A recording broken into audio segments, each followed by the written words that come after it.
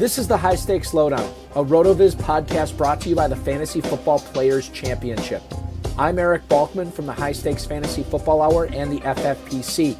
You can follow me on Twitter at Eric Balkman and the FFPC on Twitter at FFPC.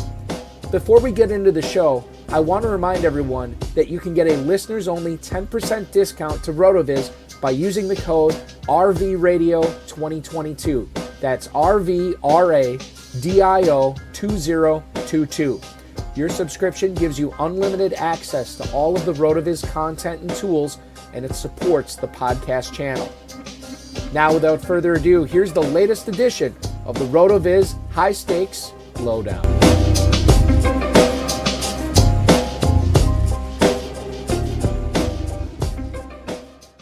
Hello, and welcome to the latest edition of the RotoViz High-Stakes Lowdown. It is Tuesday, October 1st, 2024. We are on to October here with the high-stakes fantasy football season. I'm Eric Balkman from the FFPC, the Better Sports Network's high-stakes fantasy football show, and of course, the high-stakes fantasy football hour. So glad to be joined by you tonight, everybody who is listening, streaming, watching, hanging out in the chat room. We appreciate it. If you are looking for some fun with the FFPC this week, the Week 5 Challenge is here. The FFPC Weekly Challenge offers a $35 and $200 entry fee into slim and classic formats, whether you want to play with tight ends whether you're always going to play with tight ends, whether you want to play with kickers and defenses or without. You can win up to $2,500 over at myffpc.com when you play the FFPC Weekly Challenge. You can play in the Thursday edition or the Sunday edition, whatever you want. myffpc.com is where to go. Remember to like this video, subscribe to the channel, comment on the video, share it with your friends, share it with your enemies, get notified each and every time we go live. I'll give you the schedule for that coming up later on in the show.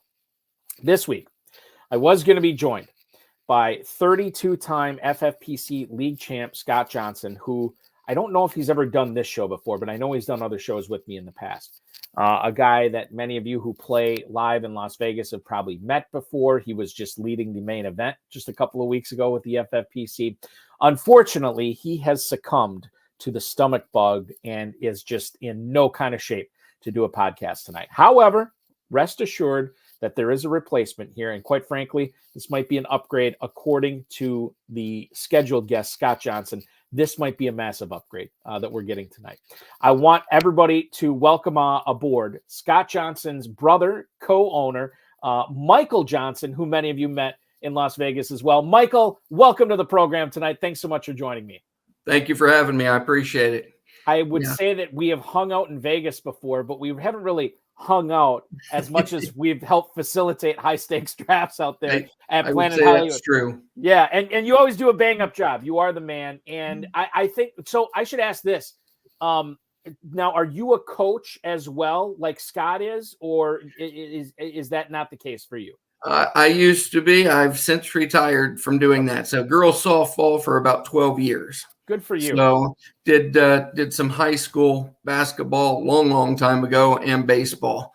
But most recently it was softball, and that's over. Now it's fantasy football. It's all fantasy football. And what I can appreciate from Scott, and I'll tell him this next time I see him, like I do 3 shows a week for the FFPC. It happens where stuff comes up, life gets in the way. And somebody sends me a text or an email, hey, Balky, I can't do that. I really want to do the show tomorrow. I really want to do the show tonight. I can't do it. It's just not. And like, I get it. That's fine. And I'll find a replacement. One of the great things about Scott, and Michael, you understand this because you come from a coaching background. Not only did Scott say, hey, I can't do this. However, I have your replacement right here. Like the ultimate planner, the coach that is always thinking 3-4 steps ahead of everybody else. We get you on the program tonight. And let the listeners know too, and the viewers, Michael, you have co-owned a ton of teams with Scott over the years in the FFPC. Yeah, there's been several. There's been several that we've been a part of, and there's no other place we like playing than the FFPC. It's phenomenal. So we do a lot of stuff together. We've learned a lot. A little shout out to David Hubbard, who we've made friends with several people out there, but David's been a good help to us, bouncing ideas off of, and he's a good guy. He's not only a good guy, really knowledgeable about fantasy football, and one of the straightest shooters you've ever talked to. Like I wish, like when somebody talks to me about fantasy football, I feel like I'm kind of like exploring all facets of it and trying to give a well thought out answer. David's just like, yeah, this is how it is, you know. And, you know what I mean? Like this guy's good, this guy's bad, and I can't remember if it was him. It may have been him. I don't think he ever told me this in person or via email or texting or whatever. Some other people have told me this in person, but I know David has said this on X. He's posted on X about this numerous times. How do you win at fantasy football? You know, because he's a 2016 FFPC main event champion. Oh yeah. How do you win at fantasy football? David he'll shrug his shoulders, just like draft good players. That's what it comes down to, right? Just draft good players, and everything usually falls into place. Now, sometimes, and I shouldn't say sometimes, all the time, Michael, curveballs are being thrown at us in fantasy football. You absolutely have to be able to react, and the people who react quickest and correctly are usually the ones that have the success in the long run. Normally, we wouldn't open the show with breaking news, and I don't know if this Davante Adams stuff is breaking news because really nothing's happened yet. Right. Jordan Schultz has reported that the Jets are one of the Raiders' preferred destinations, one of the Davante Adams, Raiders wide receiver Davante Adams' preferred destinations in a potential trade. Now, obvious. Yes, exactly. Yeah, the Rodgers connection. Randall Cobb's going to be there shortly. Lazard's already there. David Bakhtiari will sign soon. Be the Green Bay Packers East. So I apparently he has a list of preferred destinations, and the Jets are one of them. With stuff like this, Michael, I don't like to put the cart ahead of the horse and saying, okay, well, how do I react if Adams is traded to the Jets? Like, I think what we need to be doing is proactively reacting. What happens if Davante Adams is traded, period? Like, I don't want to be doing all this weird stuff with, you could go to the Jets or the Steelers or the Chiefs. Like, that's But if he does leave the Chiefs fans are rooting hard for that to happen right now. Yeah. I said that the Chiefs are like the Spinal Tap drummer of fantasy football this year because everybody gets hurt there. Pacheco and Hollywood Brown and now Rashid Rice. And we'll see the extent of that injury. We just don't know yet. But when you look at the hole that could be left in Las Vegas if Adams is gone, obviously Brock Bowers is going to step up. Michael Mayer is a potential guy that could step up and soak up some targets. We talked before the show. Trey Tucker is a guy I picked up in the Scott Fish Bowl before this past week when Adams was going to be out. He's a guy that we look at. Jacoby Myers is owned everywhere. Kudos if you have him, but you can't grab him right now. When you see something like this about Davante Adams potentially being traded, is there anything we can do in fantasy football before FFPC waivers process tomorrow? We can kind of get ahead of the game just in case Adams is traded. Yeah, Tucker probably, the FFPC is pretty sharp. I think last week everybody was jumping on Trey Tucker to try to get ahead of the game of what we're talking about now. They went with the injuries why he didn't play. We assume that, there might be an injury there, but probably they're working behind the scenes to try to get a trade done and want to make sure that he's healthy.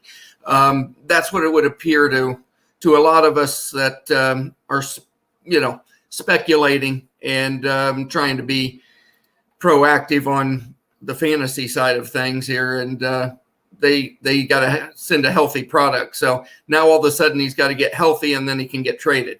Right. Yeah. So, but Trey Tucker would probably be the guy right now. I think that everybody, if he isn't owned, we'll see big money on tomorrow night. I just looked it up on Fantasy Mojo, fantasymojo.com. Darren Armani, our buddy, who does a great job with this kind of stuff with the FFPC leagues.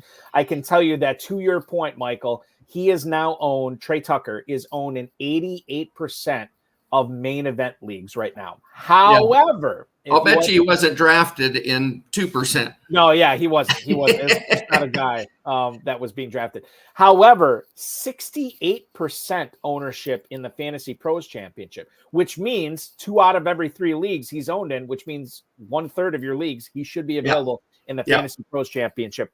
And then it gets to be like, okay, well, how much do I want to bid on this guy? Tucker. Are we going 5%, 10%? And then it comes down to, Michael, like when you're bidding, do I really want this guy, or do I want to just put a keep him honest bid out there where nobody's getting him for cheap? How would you treat Trey Tucker in those leagues that he's still available? I think he's produced the last 2 weeks, so it's not like you're, the running back for Kansas City. You were hoping he would produce, and he fumbles, and then he doesn't, and there's a lot of money spent on a guy that, is probably not going to get very many touches. But Tucker's already produced. He's put up 2 good weeks in a row.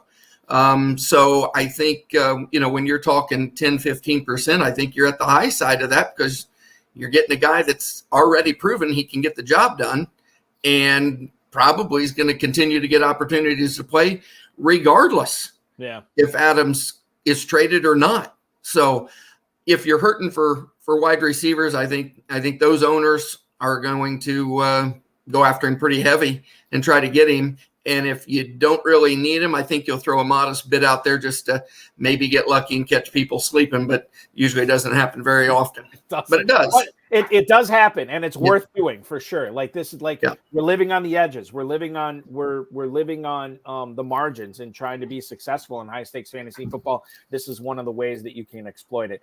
That's right. Tom Smith hanging out in the YouTube chat. Would the Raiders actually trade Adams to a division opponent in Kansas City? Probably not. However, it is the Raiders and it is the Chiefs, and this type of thing seems to happen to those two teams. Good for the Chiefs, not so good for the Raiders. Tyreek Hill is a question or we have a Tyreek Hill question in the chat from Mike Yeager on YouTube. Do we wait for Tua Tagovailoa to come back until we can start Tyreek Hill again? Because I'm thinking yes. Yikes. And Tom Smith, who would agree with me, and we were talking about this in the YouTube chat earlier, that was a rough game to watch on Monday night. It was hard. Thank God for the Seahawks and Lions, because it would have been a dreary Monday night with just that Titans-Dolphins game. But you look at, Michael, the production that Tyreek Hill has put up since Tua Tagovailoa went down. 3 catches, 40 yards, 4 catches for 23 yards last night. I am of the opinion that his talent, his explosion, I still believe in Mike McDaniel. Unless you got a really, really wide receiver rich squad, I'm still playing him. I agree with you. It's getting close, right? I mean, like I'm still putting him out there, but my God, it's tough to watch. It's hard to sit your studs. They tried. I like the way they tried to get him the ball. They know he's their playmaker, so you got to keep him in the lineup. He was 2 yards away from an 85-yard touchdown or whatever that was, and now all of a sudden his numbers look a lot different if you add 13 points to whatever he got with that catch for 6, the yardage. We're not having that conversation if he catches that ball. So it's all about opportunities, and I'm not sitting him just yet. I feel like it's different for like a player who you draft in the first round because of opportunity or because of situation or because of quarterback, quite frankly. And I don't think anybody drafted Tyreek Hill in the first round because that Miami wide receiver one, that's such a juicy spot. That quarterback Tua Tagovailoa, he's so awesome. Right. People are drafting Tyreek Hill in the top 3 or 4 because he's Tyreek Hill. Yes. Because he's got all this talent, and that's why I would still advise sitting him. Now, Jalen Waddle's a different story, but Tyreek Hill is a guy that I'm still, you and I, of the same mind here on this stuff for sure.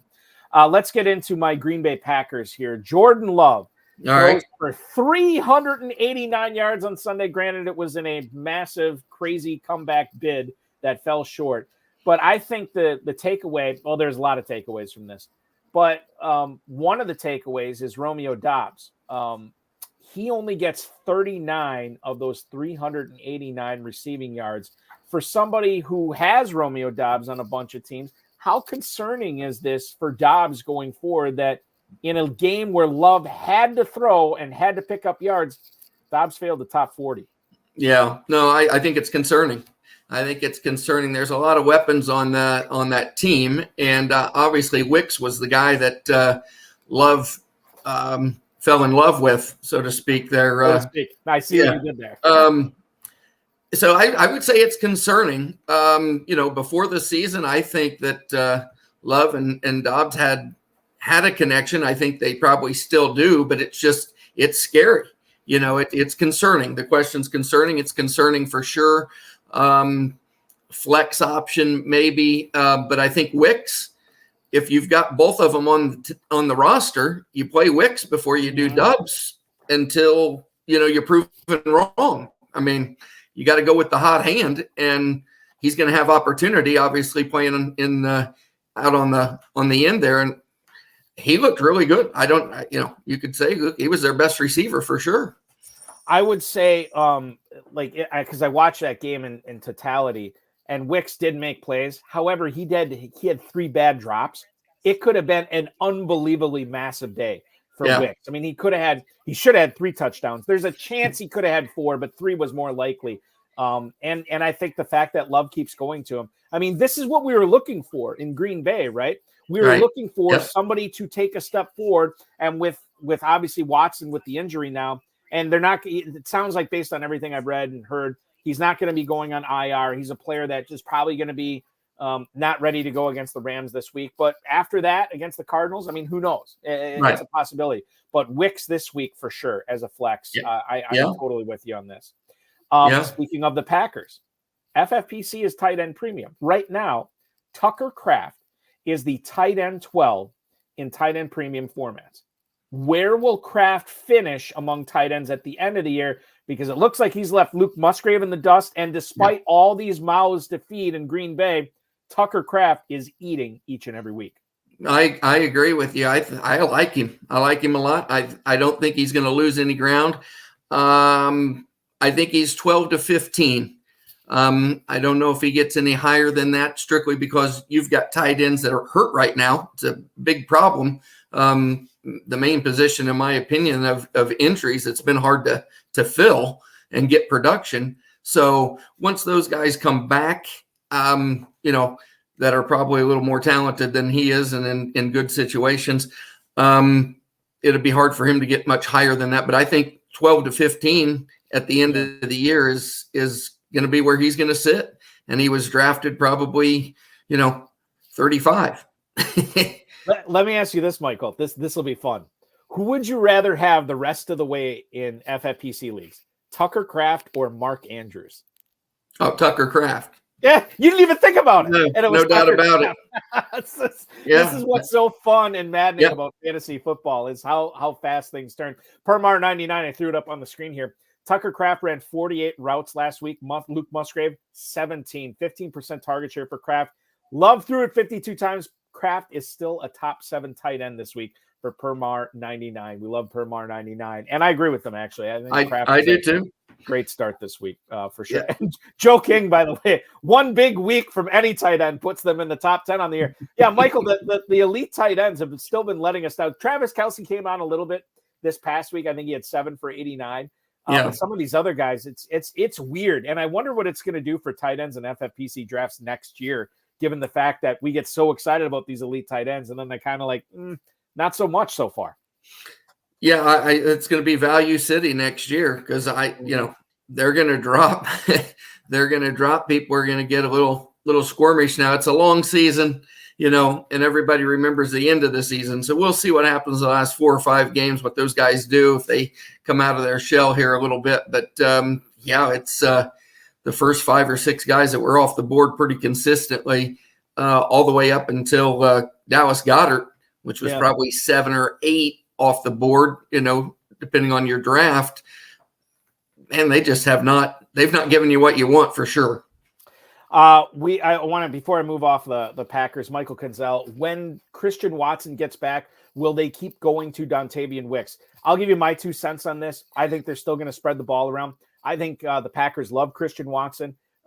He has been the victim. Like, you think about what would have happened if Watson, who, by the way, in this game did not have a soft tissue hamstring injury. This was a high ankle sprain. And if you look at the play he got hurt on, it was a ball that Jordan Love threw in an extremely tight window. I wouldn't say it's a hospital ball, but it was pretty close to that. And if Watson doesn't get hurt, maybe he has the 7 for 130 and 2 touchdowns. Like, you never know. So my thing is, when Watson gets back, Jordan Love is just going to throw to the open receiver. Sometimes that's going to be Wicks. Sometimes it'll be Watson. Sometimes Dobbs, Kraft, Musgrave, Jaden Reed, isn't a, yeah. So I think it just becomes more like exploit your Wicks shares now and start him, because when Watson comes back, Michael, I think he goes right back into the rotation. I agree, because it's the way the NFL works. They're gonna play their top guy until they can't do it anymore. But I think Wicks, if he does another good job this week, they can't sit him on the back burner. He's going to be involved, and it's going to be difficult from fantasy standpoint you're going to be guessing, on which one to play when you've got 4 of them that are all possible flex options. And some Monday mornings you're going to wake up and be happy that you got lucky with the right one. And, odds are when there's 4 of them, only 2 of them are going to produce. And right. Reed is, probably the safest bet of the 4 when they're all 4 there. But obviously Wicks can be explosive. We know Dobbs can be explosive. And, when you're trying to win big money, you want the guys that can go big. And so it's all makeup of your team and what the situation is there. But yeah, if one of them stays out, it makes it a lot easier.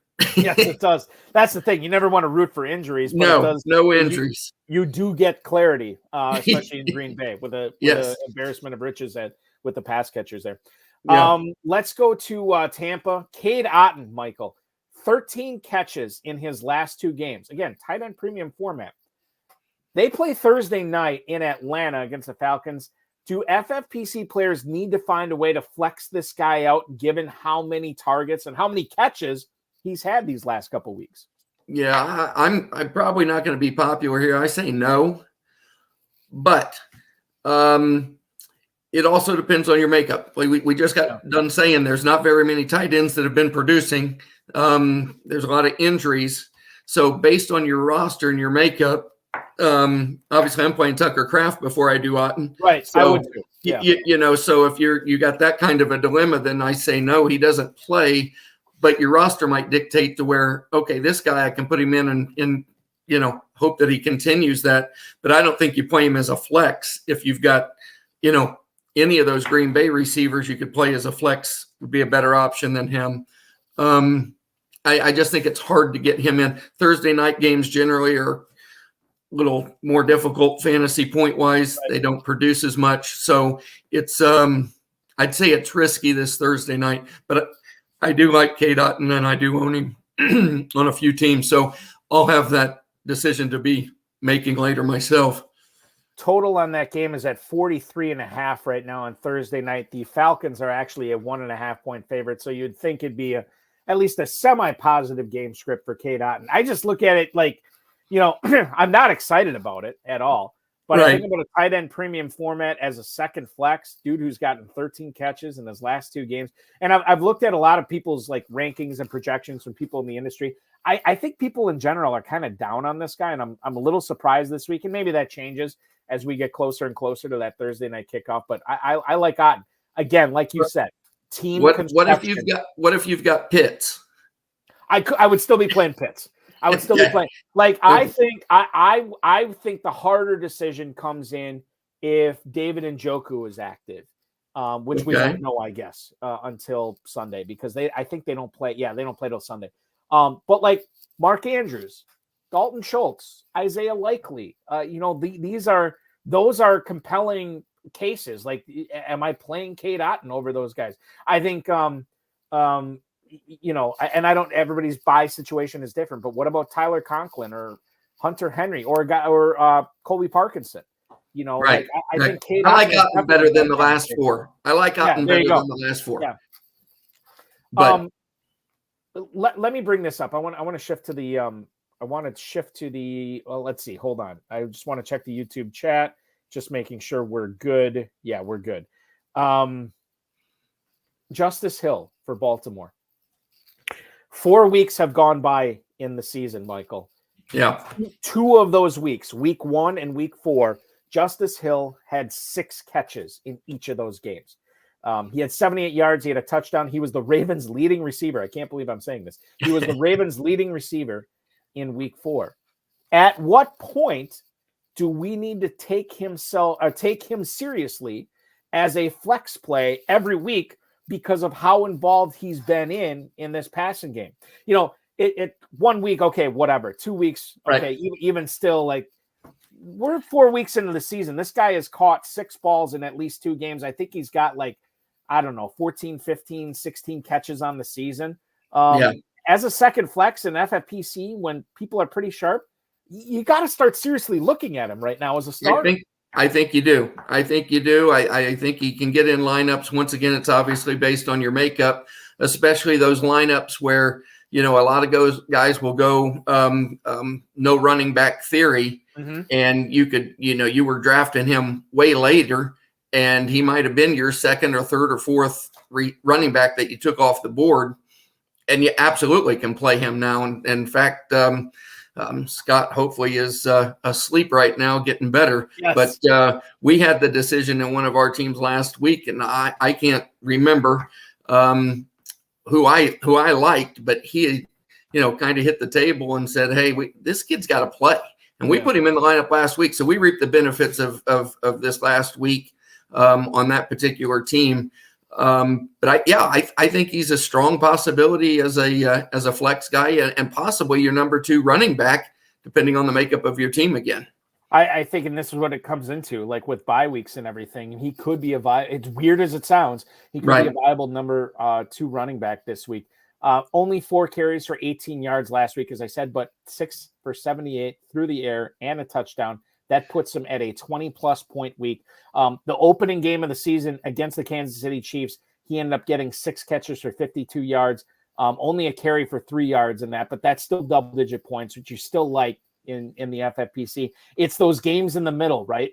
The loss to the Raiders in week 2, the win against the Cowboys in week 3 when I don't want to say was non-existent, but he put up fewer than 10 points. He's looking at like 6-7 points in each of those games. So that's what you have to be wary of. And I think when you have a case of Justice Hill, and like a lot of these guys we've talked about, Michael, you have to make your own decisions. But the players we have talked about so far tonight, Kraft, Otten, Hill, these guys can all be viable for you in week 5. I agree. And also Henry ran for 198 yards. He's got to be sore. Yeah. You've got to wonder this week, how much are they going to use him? Are they going to scale him back a little bit and give more opportunities to Hill just to make sure that they've got him for the long haul? Something to think about. The Ravens are in Cincinnati this weekend. They are 3-point favorites. The total on that game is 50.5. So there should be a lot of fantasy points there. And Derrick Henry, to your point, Michael, touched the ball 27 times against the Bills last week. This could be a Justice Hill week. We will see how they do. Okay, moving forward here. Let's go to the Saints.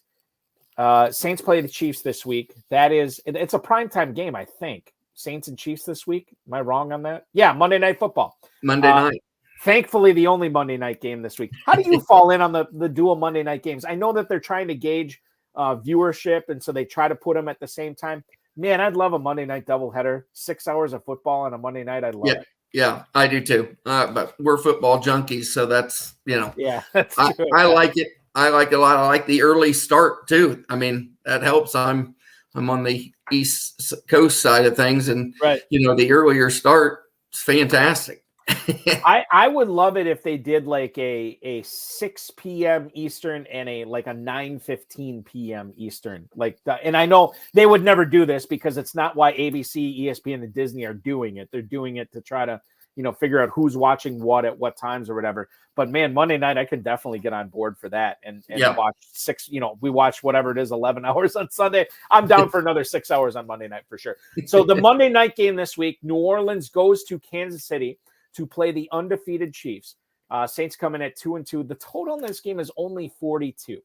But when you look at what the Saints did this past week, more specifically, what Rashid Shaheed did this past week. Yes, Chris Olave led them in receiving with 8 for 87, but Shaheed, 8 for 83. And oh, by the way, 2 carries for 14 yards as well. He did not get in the end zone. When you look at this game, again, it comes down to team construction. But let's talk about what you think he is going to do against Kansas City this week. He had whatever that was, 17, 18 points last week. Does he hit 14 or 15 again this week, Michael? I think he does. He's been much more involved than I thought. He's getting plenty of targets, plenty of opportunities, and he's got that breakaway speed. We don't want to put him in the same category as Tyreek Hill, but that kind of a player, when he catches it, he can go.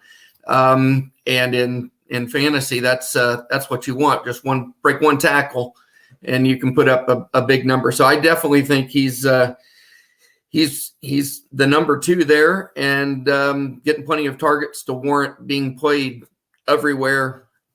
If you're fortunate enough to have a nice roster, you play him as a flex, but he's definitely in there. And as a number 2 receiver, once again, depending on your roster, I wouldn't be afraid to put him in there. He's producing those kind of numbers. I mean, he had the bad week. If you look at the first, second week were good. Third week was fine. Or the fourth week was fine. The third week was a dud. But if you look at the game, plenty of opportunities. He just missed them. Yeah. He could have had a big game there, and he just, dropped the ball, missed, didn't convert on the opportunities that he had. So he's definitely being involved in getting enough targets for me to be in the lineup. I think you could do a lot worse than Rashid Shaheed this week as far as your second flex goes or anything like that. Now, I should bring this up, and I haven't specifically listed this out up at the top of the show, but this week on bye, you are missing the Lions, which is massive. Obviously, Goff and Gibbs and Montgomery and Jameson Williams and Amon-Ra St. Brown and Laporta. You go to the Chargers, you're missing J.K. Dobbins. You're missing now that might be it for the Chargers this year so far, but the Eagles. McConkey, I guess you could say that, yeah. He's been a flex option. He's had 2 really good weeks and then 2 kind of, but yeah. I'll throw out that's worthwhile throwing him in that conversation. Eagles, no Hurts, no Barkley, no AJ Brown, no Devonta Smith, no Dallas Goedert. God, where would we be without Dallas Goedert at this point? And then the Titans too. I mean, you look at that. Well, they haven't been all that great, but you probably were starting Ridley. You probably were starting Hopkins. Some people who went 0 RB were probably going with Pollard or Spears. You won't have that opportunity this week. So there are holes in people's lineups that we need to fill. And Rashid Shaheed, I think would be a perfect flex to your point there. Right. And I think with Goff and Hurts being out, you're going to have quarterback situations there that you're going to have to look at. Andy Dalton.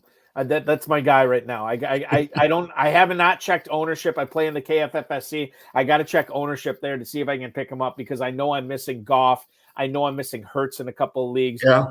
So I got to figure out what I'm doing there for sure. Let's talk about the Colts here for a second. All right. Leagues I might need a new quarterback in with Anthony Richardson questionable as of right now. You look at what Michael Pittman was able to do in week 5. You look at the talent that Indianapolis has at receiver, quite frankly. Alec Pierce got off to the big start this year, and Josh Downs has been coming on. And Pittman, obviously, a guy who has been dreadful for the first 3 weeks, actually put together a really good week. And, oh, by the way, it just happened to be when Joe Flacco was playing the majority of that game. Yeah. Michael, is Flacco actually better for fantasy purposes for Pittman and all these other receivers? Do you want, if you are a Pittman or a Downs or a Pierce owner, do you want to see Joe Flacco out there? I feel like Joe Flacco tonight, filling in. I was hanging out, going to watch the show, and then all of a sudden, you're in the game. So I'm feeling like Joe tonight. Yes, Joe is better for those fantasy owners, for those receivers. Especially with Jonathan Taylor being out a couple of weeks, whatever he's going to miss, because they're going to drop back. They're going to rely on that great offensive line, and they're going to pass. And he can go through the progressions. He's got the arm strength. He's proven it. He's much better. Anthony Richardson's still developing. I mean, he's still trying to figure out the position and how to learn. He maybe gets first read, hopefully a second read, and if it's not there, he's running. I mean, Flacco's not. He's going to go 1, he's going to go 2, he's going to go 3, and then he's going to come back to 1 again before he even thinks about taking off or throwing it away. I just think in the spots that they are in their careers right now, Flacco is way better for those receivers than Richardson. I think Richardson's going to be back, though. You think he's going to play this week? Yeah, I think they're going to play him. All right, so let's assume he does play this week. Who are you starting at or who would you be okay with starting at receiver from the Colts? Is it just Pittman and Downs, or yeah, they're the only two, okay. And I would consider it, and until it's proven with Richardson there, going back to our previous conversations, I'd play Wicks. I'd play Reed. I'd play those guys possibly there ahead of Pittman, ahead of Downs for sure, just because they're with a quarterback that we know is going to throw them the ball and be accurate and understand what's going on. As long as we're talking Colts here, and I'll bring this up, I think Permar had it when he was talking about Jonathan Taylor earlier. It sounds like this is the new thing, a mild high ankle sprain, which is wild, oh, it's a high ankle sprain. Oh, it's a mild one, oh, it's a concussion. Oh, it's a mild one. It's just like, oh, it's an amputation. Oh, it's a mild amputation. I don't know how. It's only half the finger. Yeah, it's only half the finger. Like what? It's only half the leg, whatever. But you look at the Colts game this week, and I'll bring this up here and tell everybody the Colts are playing the Jaguars, the winless Jaguars, the only team in the NFL that has not gotten a win. It's in Jacksonville, and Jacksonville's actually a 2.5-point favorite, but the total's 46.5 on this. Michael, do you have a read? Do you think Jonathan Taylor plays this week? And if he doesn't, is Trey Sermon a guy that you'd want to flex out? I don't think he's going to play. Definitely a scary game for the Colts, and I think Vegas probably that's why Jacksonville's got the 2-point favorite there. 2.5, yeah, exactly. Yeah. I think if he's playing, that it's a 1-point game probably in the Colts' favor. I think he would make that big of a difference because he has been playing well. But Trey Sermon, putting the cart before the horse. We're going to get to it later as far as a pickup this week. I think he's going to be a popular pickup, but I don't know if he's. Once again, I've said this several times. I apologize to the people listening. It's based on your roster, but I don't know if he's I don't know if he's an automatic play. Hill for Baltimore goes in before Sherman for me for sure. I just don't know. How productive he will be, and based on that offense and what they're going to do, especially if Richardson's quarterbacking, I think they're going to just try to run him right, run him left. If he's healthy, and they only would play him if he's healthy, so you've got to assume that he's going to go if he's back there. And I would be Trey Sermon would be scary for me to play this week. I'm kind of with you on that. I want to go to Michael Kinzel in the YouTube chat regarding the Colts backfield. He said, is there a chance Tyler Goodson gets touches along with Trey Sermon? And I would answer that, yes, there is a chance. There's a non-zero chance of anything. But that just clouds it even more, which there's no way you're starting Goodson this week. But if Goodson is sharing touches with Sermon with no Jonathan Taylor, to your point, Michael, that makes Trey Sermon a lot less desirable to put in the starting lineup, even against the lowly Jaguars too. Yeah, and I think they put they put the other guy in on third down. He catches balls. They've thrown it to him. Preseason games, they threw it to him. And full disclosure, I'm a Colts fan, so I pay a little bit of attention to them. Right. Fantasy's always first, though. Don't forget that. That Colts backfield, Taylor, Sermon, and Goodson. We will be paying attention to that as the week goes on for sure. ML on the YouTube right now in the YouTube chat. Too early to pick up Keaton Mitchell. Permar99 says I would pick up Kamani Vidal over Keaton Mitchell. This my policy on these running backs is with the bye weeks coming on, you may not have these extra roster spots to play with because you may have to start a kicker, defense, tight end, quarterback, whatever. If you have the roster spot, Michael, I've always been of the opinion, pick up as many backup running backs as possible, right? Absolutely. All these guys need is an opportunity. And whether that's Sermon, whether it's Goodson, whether it's Mitchell, which, Mitchell's behind both Henry and Hill pretty consistently right now. But, who was drafting Isaac Isaiah Guerrero, and now he's the backup in San Francisco. So I think there's if I have an extra roster spot in any of my leagues, I'm always finding out like, okay, who's the guy behind the guy? Who's the running back I can pick up this week? Because those not only are those the players that have the quickest path to your starting lineup, they have the biggest impact on fantasy too. Yeah, no, you're absolutely right. The only problem right now is with all the injuries and no IR spots on the roster. Yeah. I mean, you've got you mentioned them earlier. You know, anybody who drafted TJ Hawkinson, they're rolling a spot there. You've got Njoku that's burning a spot until he comes back. You know, these guys that are hurt that are going to come back eventually that you're not dropping. It's hard to find those extra roster spots for those running backs that are two plays away from getting in there and being impactful. I think we have to talk about the Chiefs. I know we talked about the Chiefs running game briefly before with Kareem Hunt and Clyde Edwards-Helaire. Man, maybe we didn't talk about it a whole lot. My whole opinion is if Hunt's out there in any of your leagues, go out and get him. I don't mind paying up for him. Clyde Edwards-Helaire, I think, is a Sharky pick because you can get him for cheap this week, Michael. I think he's not owned in a lot of spots, and you never know. Like with this Chiefs running back, just get a piece of it and see what happens. That was my approach when Pacheco went down with Pirine and Steele. I wasn't bidding high on any of these guys, but I wanted to see what pieces I could get, and eventually the Chiefs are going to tell us what they think. I think they told us what they thought with Kareem Hunt, but Clyde Edwards-Helaire comes back. Pirine got the touchdown. This might be a more muddled situation than we're giving it credit for right now. No, I agree with you. I mean, it's the Colt situation all over again. It's muddy. It's difficult to figure out which one. And when you're looking at a second flex spot and trying to figure out which one of those guys you're going to play, I think that's when everybody just pushes that to the side and goes with a Downs or a Wicks or a receiver, and just says, hey, we're going to fill it with somebody that I know is going to be out there running routes instead of holding a helmet on the sidelines, hoping that they get a chance to play. Yeah, there's nothing worse than trying to outthink a team's game plan where you think the second running back is going to be heavily involved, and then he's out there for mop-up duty on kneel downs at the end of the game. It's the worst. Speaking of the Chiefs, let's talk about the receiver situation. Hollywood Brown, obviously, not going to be back until the postseason. Rashee Rice, we're still waiting for official word on whether he did tear his ACL or how significant this knee injury is. However, I'm treating it to the point where, at least at a minimum, he is not going to be playing in week 5, which is fine because there's not a Chiefs wide receiver that you need to pick up at this point.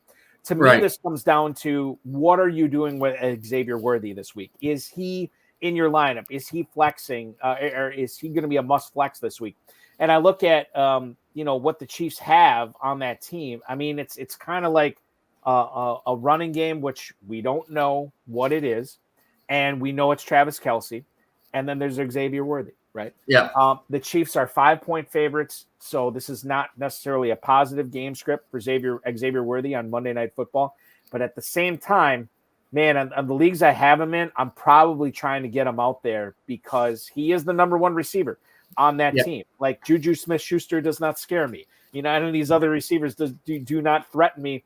If I have Xavier Worthy, now not only do I have the big play potential, Michael, I have a guy that might have a much higher – I have a guy that has his highest fantasy floor of the of the season as well. To go with that ceiling, that's very enticing. Got to get Worthy out there. Yeah, no, I agree with you. He's a must play. Figure out a way, whatever you got to do to get him on the field or in your roster to be out there. Co-owning with Scott and listening and talking with David Hubbard. When you're trying to win big money, you've got to have explosive players that can score big points. I mean, you can have the guy that gets you 10, 12 consistent all year, but he's never going to go off. Worthy's capable of putting up 30 points for you. And those are what wins you games, wins you leagues, and wins you championships. So I'm putting him in the lineup and going to take my chance that, he's going to blow up and have a big week. Might not be this week, but going forward, if their wide receiver room looks the way that it does, he's playing every week for me, and we'll figure it out. I mean, until further notice. I mean, like it's going to have to be one of those cases where if Kelsey gets like 13 or 14 catches and then Xavier Worthy has like 3 catches and then 2 rushes or something like that, and then I'm like, okay, maybe I got to look elsewhere. But I don't think that's going to happen. I think they believe in him. Yeah, I mean, I think traded they up like him, him. First round pick, right? And arguably the best quarterback in the league that finds a way to get guys the ball. Yeah, he's in the lineup. And not to come back to the Chiefs. Isn't this the narrative every year? Oh, the Chiefs can't do it this year. Look at the team; it's in disarray. And then this is what we say in September and October, and then all of a sudden December, Kelsey's crushing it. Patrick Mahomes has turned some afterthought receiver and maybe a rookie receiver into a Pro Bowler. It's crazy. The thing I'll mention too, for the last, I live in the shadows of Lambeau Field here in Northeast Wisconsin. And one of the things I've noticed with Matt LaFleur for sure in 2023 and this year, maybe a little bit in 2022, he talked about the emphasis, and this is an NFL thing. He talked about the emphasis on explosive plays, explosive runs, explosive. Like this is what you need when the whole league is enraptured in this cover to keep everything in front of you type defense. And when you can get those explosive plays, it's such a difference maker in trying to win football games. Fantasy football, I think it applies too, Michael. If you can have these guys that are, all of a sudden can wrap off a 50-yard catch or a 30-yard run or something like that, like it sets you apart, which is why, high floor is nice, but man, high ceiling is what wins the $1 million in the FFPC. I think so. I think that's what we're striving for. Yeah. Let's go to, this is a spicy one, and I should have brought this up at the top of the show. So the Jets last week, I don't know what the hell happened to them in Denver. But it was a fairly even split between Breece Hall and Braylon Allen. Now, before you say it's a 1 week thing, well, remember last week it was kind of a even split, and a lot of pundits, myself included, were saying, it's a Thursday night game. They don't want to give Breece Hall too much. Well, now this is 2 weeks in a row where Allen has not only gotten pretty close to an even split, he's looked good. I think it was Sigmund Bloom on one of the Football Guys podcasts this week said, if you didn't know anything about football or the Jets in general, and you watched Breece Hall and Braylon Allen, you would have said at the end of that game, why do they keep giving the ball to this Breece Hall guy when this Braylon Allen guy looks so much better? So there's that. And then there's the Falcons as well. Bijan Robinson and Tyler Algier. Tyler Algier might have had his best game of the season at the expense of Bijan Robinson. I bring this up because these are not just second or third round picks. No. Breece Hall and Bijan Robinson were drafted in the first half of the first round on average in nearly every draft this year in the FFPC. No doubt. So when you look at this, Michael, which backfield situation is more concerning to you? Is it the Falcons if you're a Bijan Robinson owner, or is it the Jets if you're a Breece Hall owner? No, I own them both. So, and it's Bijan for me. Just the carries, the opportunities, the situations that he's not getting is more concerning to me than Hall. I think Hall's, they're still going to feed him. They know where he's at. Bijan, we were so hoping that this was going to be his year, new coaches, new deal, because last year was such a disappointing year, right? I mean, it was just horrible. He was not used correctly by us fantasy owners that, just couldn't believe that they weren't giving him the ball like every other play, finding a way to get him the ball. And now this year it's going to be completely different. He's the man. And so I still think, such expectations for him to be the guy, and he's not. Every down guy, nope, they're splitting time on that side. So for me, it's Bijan is more concerning than the Hall. I think, the other thing to keep in mind here too is, I'm Wisconsin guy, Braylon Allen's my guy, right? But Tyler Algier has done this at a professional level before.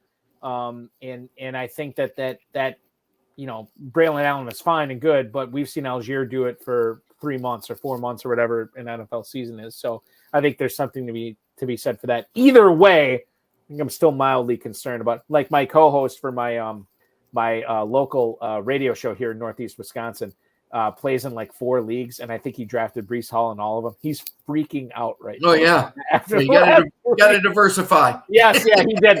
He was just all in on Breece Hall this year, and like, God bless him. That's fantastic. What's so funny is, not that anybody cares about this, but my 11-year-old son, this is his first year playing fantasy football, and I'm helping run his team, and he ended up getting the first pick of his draft.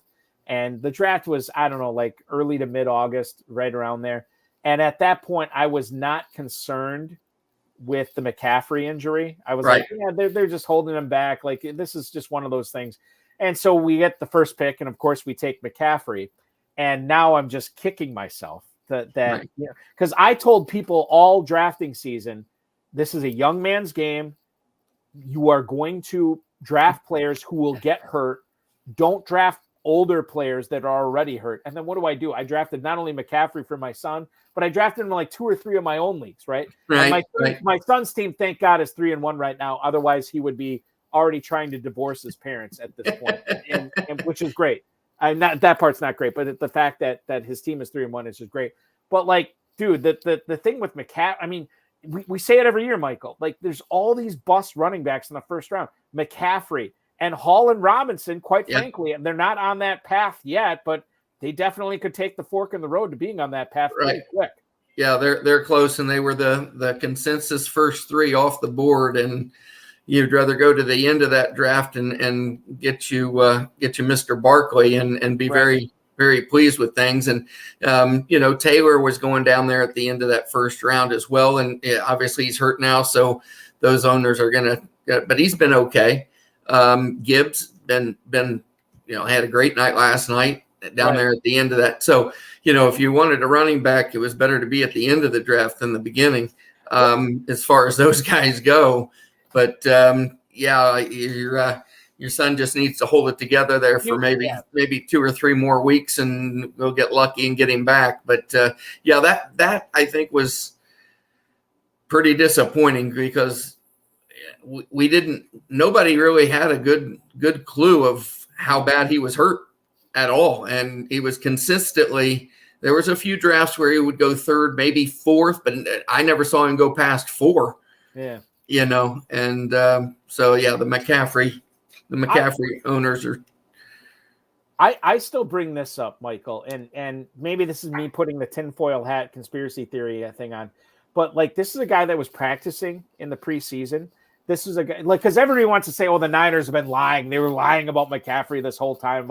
And I think about this, like, okay, this guy was practicing in the preseason. The week he was like, that Kyle Shanahan said, oh, we're looking to put him on IR. This is the toughest day for his injury. And he was practicing that week. Granted, in a limited capacity, he was still practicing. Yeah. So to me, like, why is nobody talking about this is what it seems like. He was practicing. He had a setback, or there's a re-injury, and then all of a sudden, 24 hours later, he's on IR. This is not something that just slowly crept up, and then the Niners like, oh, we're going to put him on IR. You know what I mean? He was practicing this whole time. I think he had a setback, and now we find out he's got Achilles tendonitis in both calves right now, which is really nasty. But we'll find out. Maybe in November, if he's back. Obviously, high-stakes players, if you have them, you've made your bed, you got to sleep in it, you got to keep them on your team. You're not cutting them this point whatsoever. Mm-hmm. I always look at it this is like a great trade deadline acquisition for NFL teams. Like, if you are 500 and you get McCaffrey back in late October, early November, I think you're feeling all right. Yes. Yeah.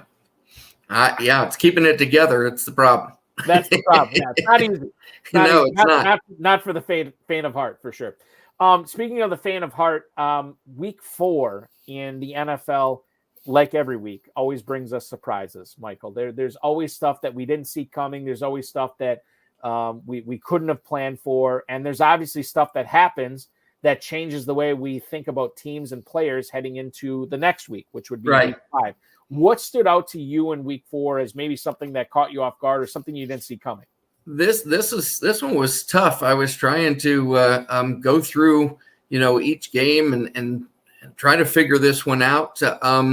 And I finally came around to golf. What an amazing performance he had. Yeah.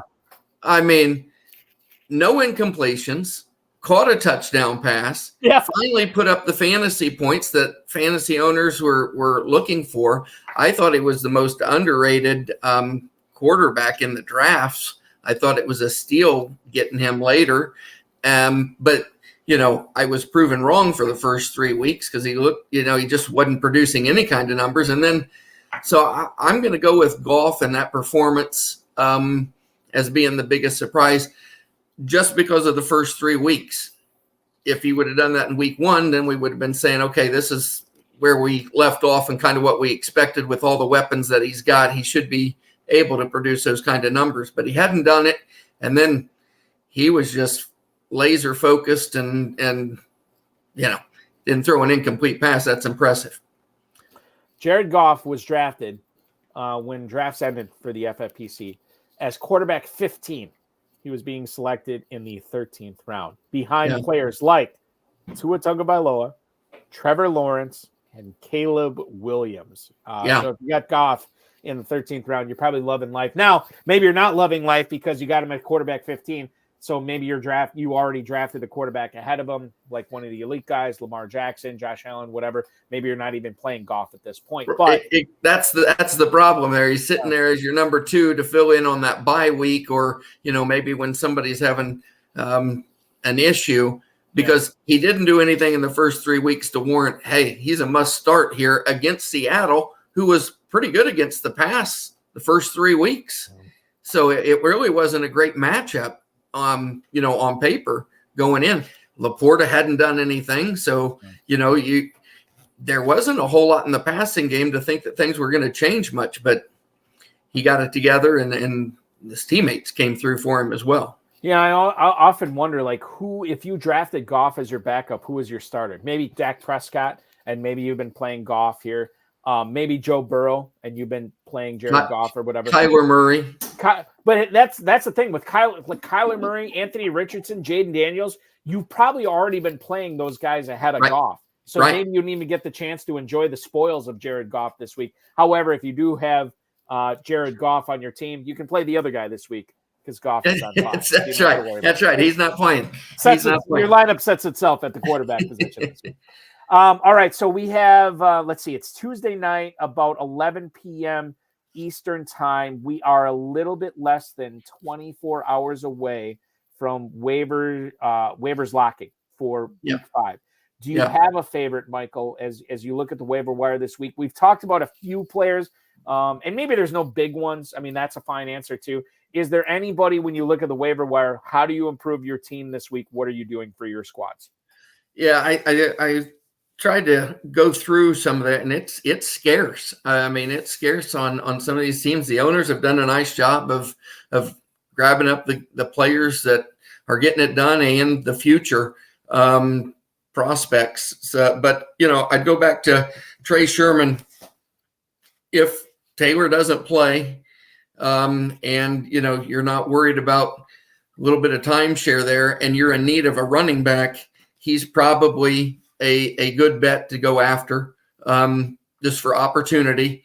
If, like I say, if Taylor's not going to play, I don't think he's going to, but I'm no doctor. Well, and that's the thing is you want to make sure that you are grabbing him on Wednesday. If you're the Taylor owner, then you probably should throw an extra, 10 or $15 on the pot just to make sure you got the handcuff situation. Mm-hmm.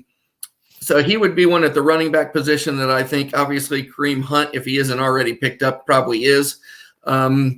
He would be another one that you would want to get after. I know you don't really like this guy here, but because he doesn't scare you, but Juju Smith-Schuster, just opportunity, right? We've talked about opportunity before, and as a fantasy owner, that's what you want is opportunity, and he's probably going to get it.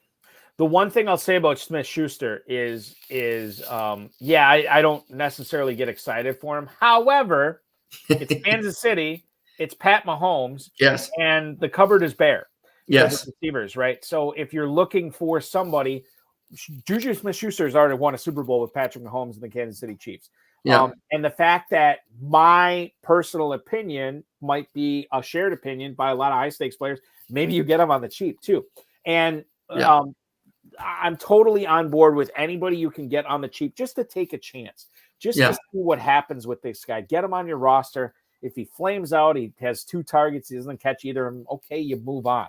Yeah. But getting him on the cheap right now, Michael, you mentioned it earlier. If you've got the Philadelphia receivers, you've got Amon-Ra St. Brown or Williams from Detroit. Calvin Ridley, DeAndre Hopkins. Right. And then you got the Rams receivers that you've been without, but they're backups, you picked up maybe to play. There's, I don't know what we just talked about, maybe 12 receivers right there that aren't playing this week. Might need somebody to play at that second flex spot that is coming off the waiver wire. And Juju would, if you picked him up, I think you would play him. I want to bring this up too with Tom Smith in the YouTube chat. It says Dontavian Wicks and Trey Sermon will be flavors of the week on Wire this week. Now, while I can't disagree with that, like if Christian Watson comes back in week 6, Wicks is probably already owned, but whatever. And if Jonathan Taylor comes back in week 6, okay, then you got 1 week out of those guys. They are flavors of the week. Yeah. However, Michael, you know this from playing high stakes fantasy football. This is a weekly game, right? Where you're trying to acquire players, and maybe they are only good for the week, which is why you don't spend $700, $800 of your fab budget on them. But to try to get these guys on your team with an aggressive bid that maybe helps you out for a week could be the difference between you making the postseason and not making the postseason in the FFPC. And I don't point counts. I don't mind like being aggressive for players like this that maybe have short shelf lives, but at the same time can really help you. With that 1 week or 2 week window. Scott and I talk about it all the time when we get through the waivers, and it's like, hey, if we win the bid on this guy, is he going in our lineup? If the answer to that question is yes, then the bid goes up. Right. If the answer is no, probably not, then the bid stays where we originally thought, or we drop it and say, we'll see if the rest of the league is sleeping, and then we'll have the choice on Sunday to figure out if we want to put him in or not. So that's kind of the approach that I think you need to take. If he's going in your lineup, you got to go after him. All right. I mean, even if it's for 1 week, because that could be your whole season, and you just don't know. I mean, if he gets you 12 points for that 1 week, and the alternative is 3, that could be a huge difference in your overall situation. Do you feel like, based on what you just told me, do you adjust bids based on what your team looks like? In other words, you guys have multiple teams. Yeah. Maybe one team looks like this, and okay, you're going to bid 75 on Trey Sermon here, but this team looks like this, and you're going to bid 235 on Trey Sermon there, right? You do that for your different leagues, right? Absolutely. It goes down to the ultimate question. Hey, if we win the bid, is he going in? You know, that yes. All right, and we got that $200 bid. If the answer is no, okay, $75 bid. We'll see how long the injury is. That type situation. And the for Juju Smith-Schuster, okay, we've got 4 wide receivers that we're starting 2 and 2 in the flex spot, and then we still got 1 on the bench that's better than Juju in our opinion. Okay, we're going to throw a $12 token bid on the guy just for fun. Yeah. But we really don't want him. We don't need him. We're not going to play him. But if you went all running backs and you need receivers due to the buy situation that we just talked about, well, then he might be an $89, $104 guy because he comes in and starts in your lineup. Yeah. And it might be more than that for Juju because he could be for 10 more weeks. I mean, it could be a long-term deal with him. To whereas the Sherman, like you said, might just be a 1 or 2 week deal. So Juju's interesting because of that. It's not only probably a starter now, but he's going to be a starter for several weeks to come. I feel like I always, like, even in dynasty waivers too, like I always increase my bid based on the longevity of how I view the talent, right? Sure. So in dynasty leagues, a guy that is maybe undervalued in redraft because he's, got a short runway this year, or he doesn't really have a path to, being very successful in 2024. I'm not going to bid a whole lot on a redraft, but in dynasty, yeah, I am.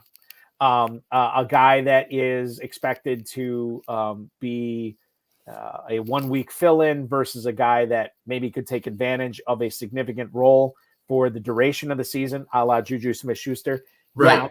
Yeah, I'm gonna bid more on that guy because of that, because I know how long the season is, and I know we're only to week 5.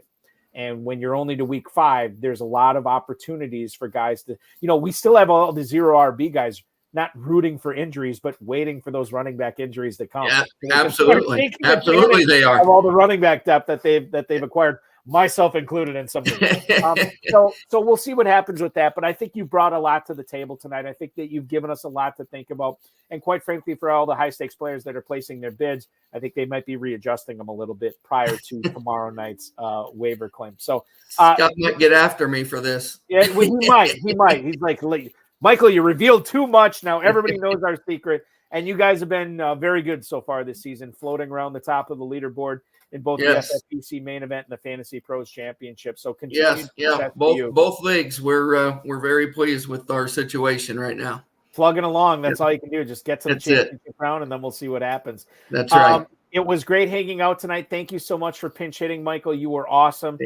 Really appreciated everything you brought to the table. Good luck to both you and Scott in all your leagues going forward, and my best to Scott to get better too. Yes. Better. And we'll have him back on the podcast. Maybe we can have both of you guys back on the podcast at some point. That'd be a lot of fun as well. It would be. But you're the man. I appreciate it, dude. Thank you so much. You are, and thank you very much. I appreciate it. You got it. We'll see you in Vegas next year at a minimum. You bet. Right? I'll be there. There you go. That is Michael Johnson, ladies and gentlemen, the co-owner of Scott Johnson's FFPC team's 32-time league champion are Scott and Michael Johnson, real life brothers and real life fantasy football co-owners. Wow, what a fun show! It's some of these guys. You get them talking, and you're having a lot of fun. You're learning a lot, and I hope you guys watching this had the same experience I did with Michael tonight. That will complete our broadcast for this evening. However, Thursday night, you can watch the FFPC and the Better Sports Network socials for the High Stakes Fantasy Football Show on the Better Sports Network. That will start up at 7:00 p.m. Eastern Time on Thursday. It is the best pregame show out there. I'm a little biased when I say that, but it'll be me and a special guest co-host that I will announce shortly. That is coming up Thursday at 7 p.m. Then Friday night, Farrell Elliott, the Kentucky Fantasy Football State Championship Commissioner, and I will go live at 10 p.m. Eastern Time.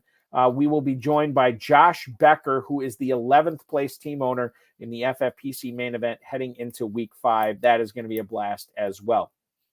The 2024 FFPC Weekly Challenge Week 5 contest is open at myffpc.com. Play for as little as $35, win as much as $2,500. Myffpc.com is where to go. No drafts, no salary caps, only fun. Build your team the way you want it.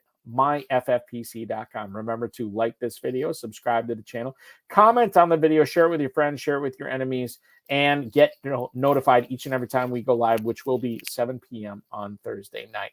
Thank you so much for watching, listening, streaming, downloading. Appreciate each and every one of you. It's what keeps this show going. Thank you so much. We will talk with you on Thursday. For Michael Johnson, I'm Eric Balkman. This has been the RotoViz High-Stakes Lowdown. Talk with you again real soon.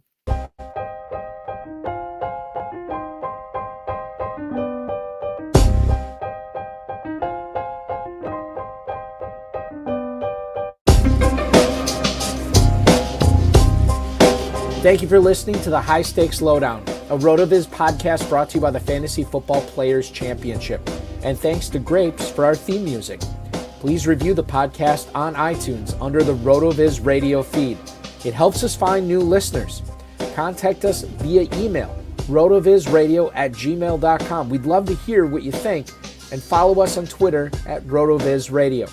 And remember, you can always support the show by subscribing to RotoViz at a 10% discount through the NFL podcast homepage, rotoviz.com/podcast.